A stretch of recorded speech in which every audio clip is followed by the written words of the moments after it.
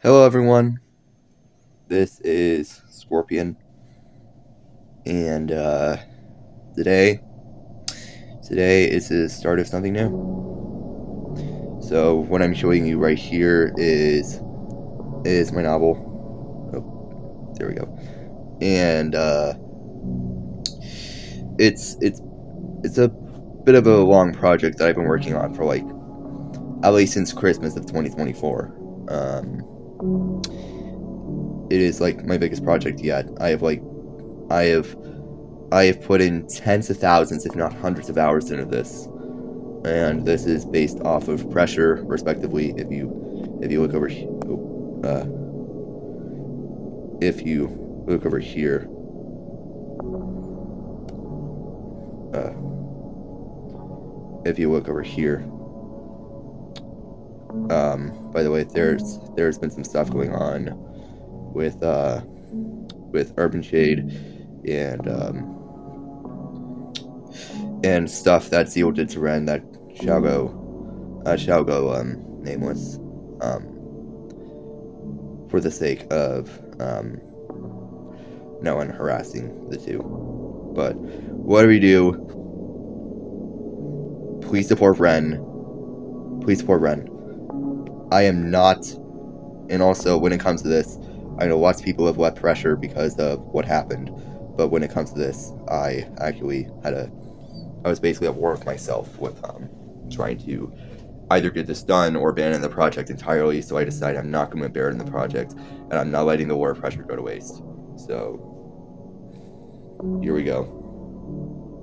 This is going to be a chapter a day, so expect some delays if there is any. And let's see. Before I go any further, I just want to state that this novel was originally a fan fiction, and it was originally supposed to be a fan fiction. I decided to go against that, and now that pressure is basically down for the count, I have decided to officially make this canon. So this, I think I got this idea at some point when I was playing Pressure, with a friend. He shall go nameless, but he's pretty cool. He actually helped me so I wouldn't chicken out like the first 10 times that I played Pressure. And I remember meeting this monster known as the Imaginary Friend. First time, a little bit scared of her, but she's basically harmless, but she will cut you off mid-sentence, so there's that. What I did at some point was I would basically consider making a story of her, of the imaginary friend, if she was a human.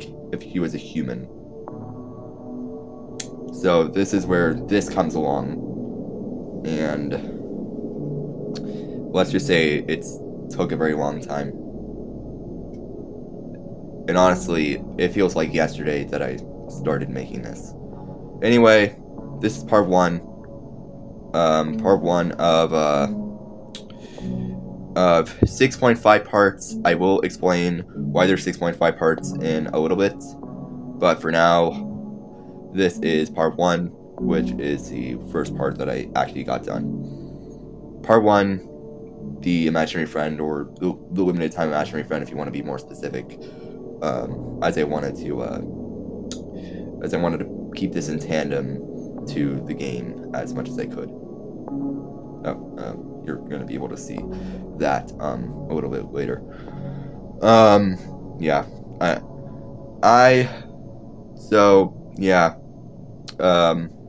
As for Emily Shade, she's basically this OC of the imaginary friend as a human.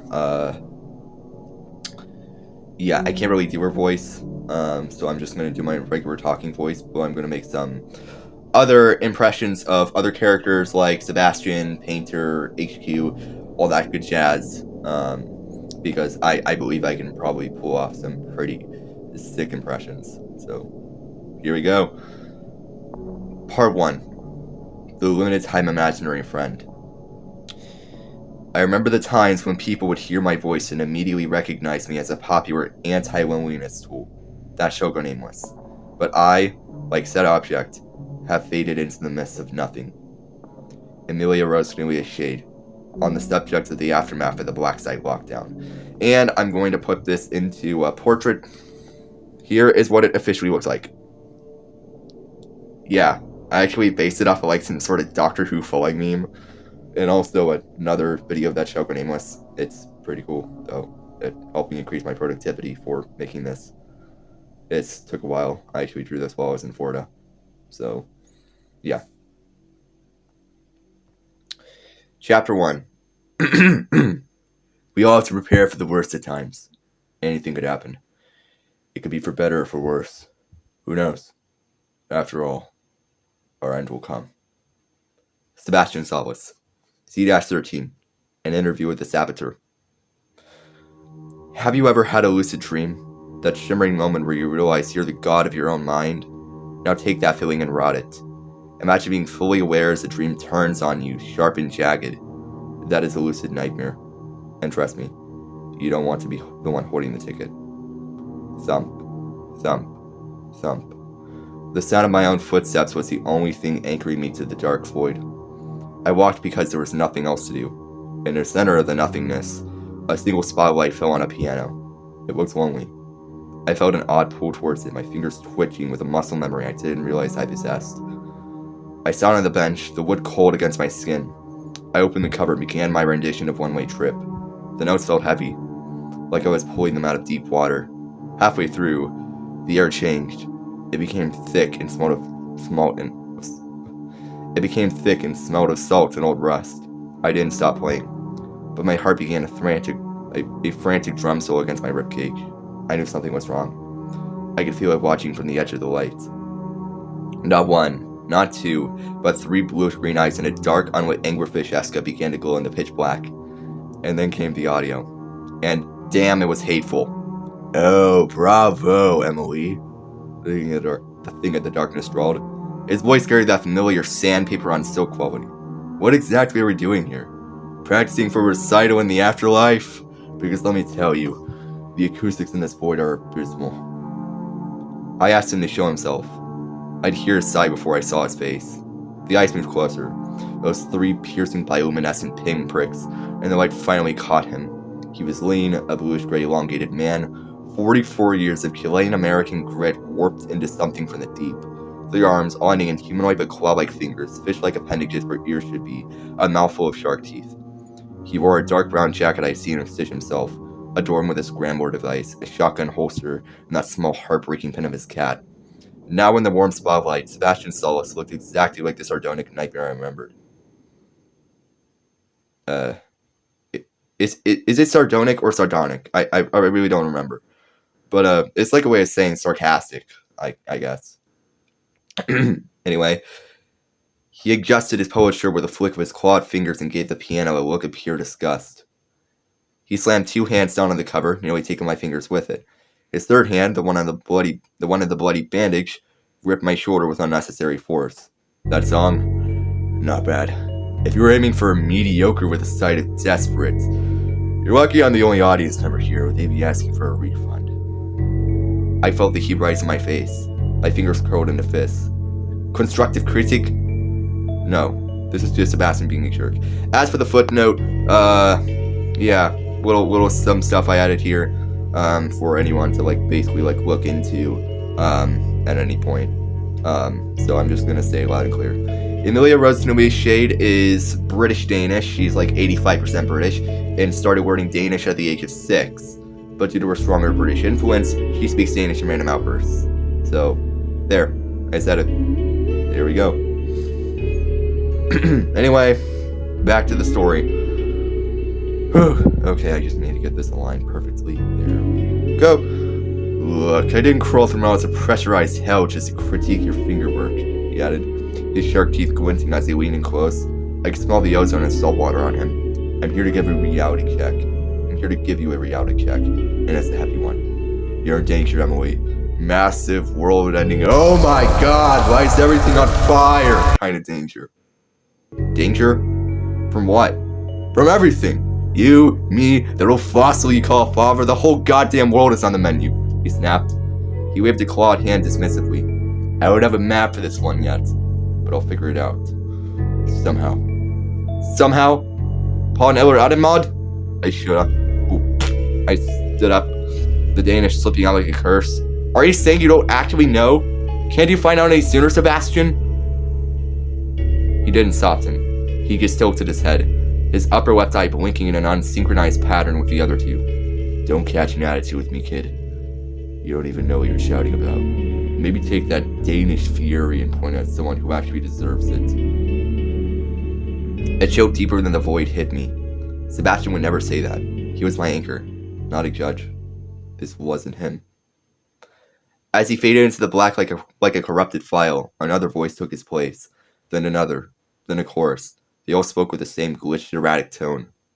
The walls were painted with blood. And the sources of the voices materialized. A sea of red. They were my size, legless, my body's... Oh, hold on. Let me try to reflect that. They were my size, legless, their bodies concave puddles of crimson. Dark red colors that extended around their necks. Their faces were grotesque mirrors of mine. Black pits for eyes, mouths open in a jagged, squid-esque shriek. They were me. They were Z-432-1. They were the imaginary friend. All of them. The fear in their voices was my own fear, amplified and echoing as I swarmed closer and closer until all I could see was a wall of red.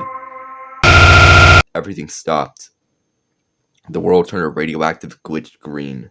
I didn't have to turn around. He was right there. Mr. Willoughby. Notice why I put it in green? It's going to be important to the story later on. Trust me. Just trust me. A green distorted figure with blacked out eyes and a smile that went on forever. A high-frequency sound reverberated through the void, rattling my teeth, and just as quickly as he appeared, he left. I jerked awake in my bed, gasping for air in the darkness of my room. But the shadow in the corner didn't disappear. He was more humanoid now, wearing an open suit and a top hat, leaning on a cane with glowing eyes that burned into the dark. It was just a dream, a weird lucid nightmare. But as I sat there, the imaginary voices still whispering in the back of my mind, I realized the nightmare was just getting started.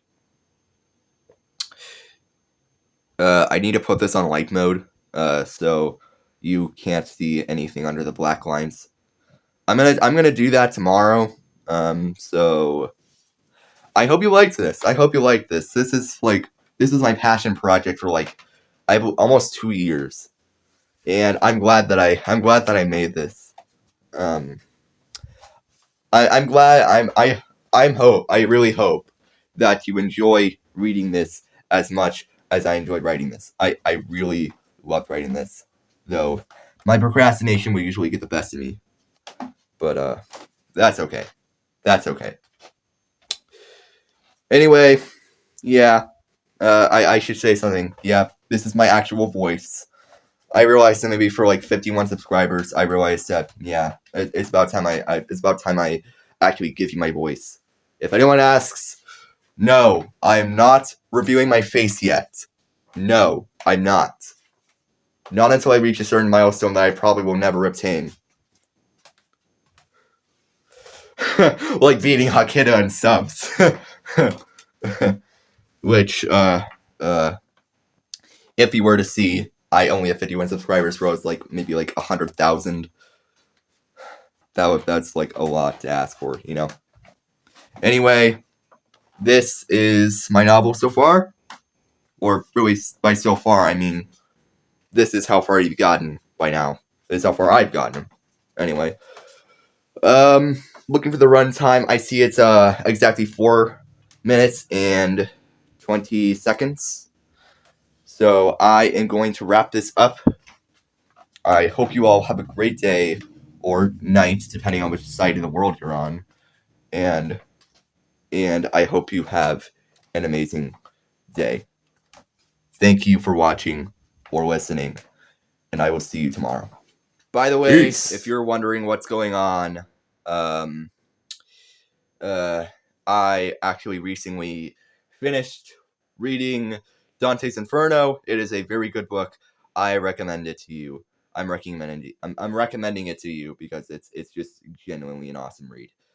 I also want to point out that yeah, this is the first time in a long time that I've actually had made a video which has my actual voice in it, and I may actually as I'm editing this, I am probably going to be adding a watermark somewhere, so nobody thinks about stealing it. Like, seriously, I hope nobody steals it, because this, yeah. Anyway, this was my, as a reminder, this is like my biggest project, and yeah, it took me a long time to make. I hope you see that in my, in my, in my, I lost my train of thought. I'm just gonna end it here. Later.